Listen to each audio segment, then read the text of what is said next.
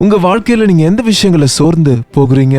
பணம் விஷயத்துல கூட நம்ம அநேக நேரம் சோர்ந்து போது உண்டு. வர வேண்டிய பணம் வராத போது, கொடுக்க வேண்டியவங்க கொடுக்காம ஏமாற்றும் போது, கடன் அதிகமாகி தீர்க்க முடியாத சூழ்நிலைகள் வரும்போது, சடனா நமக்கு ஒரு சப்போர்ட்டாக இருந்த ஒரு வருமானம் வருவது நின்று போகும்போது, இனி எப்படின்னு கலங்குவோம். ஆனா ஒண்ணு நினைவு இருக்கட்டும், யெகோவா ஈரே. மனிதர்கள் மறந்து போகலாம், ஆனா தேவன் கைவிட மாட்டார். கேரித் ஆற்றண்டையில காலையும் மாலையும் காகங்கள் அப்பமும் இறைச்சியும் கொண்டு வருது. அருமையான அந்த கேரித் ஆற்றின் தண்ணீரை குடித்து கொண்டு இருந்தாரு ஏலியா. ஒரு நாள் தண்ணி வற்றிடுச்சு. ஐயோ, தண்ணி வத்தி போச்சு, இனிமே எப்படி வாழணும் என்று கலங்கும் போது காகங்களும் வரல. அவ்வளவுதான், இங்க நான் சாக போறேன்னு டிப்ரெஷன்ல போயிருப்பாருங்க.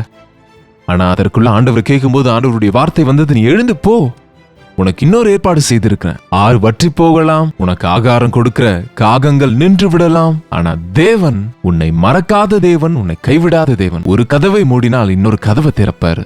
ஏதோ ஆயிடுச்சு அப்படின்னு ஒரு நஷ்டம் வரும்போது சோர்ந்து போகாம, என் தேவன் வேற ஏதோ செய்ய போறாரு அப்படின்னு அவர் மேல நம்பிக்கை வைங்க.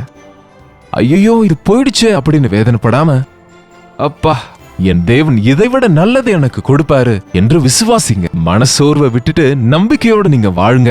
ஆவிக்குரிய விதத்திலையும் பலப்படுவீங்க. பிசாசுக்கு இடம் கொடுக்காமல் வெற்றியான வாழ்க்கையை வாழ்வீங்க. கலங்கின நேரங்களில், நம்ம பலவீனமா இருக்கிற நேரங்களில் பிசாசு நம்மை சோதித்து நம்மை தள்ளிவிட, கெடுத்து தன்னுடைய மந்தையில சேர்க்க விருப்பமாயிருப்பான். ஆகவே விழித்திருந்து ஜெபியுங்க.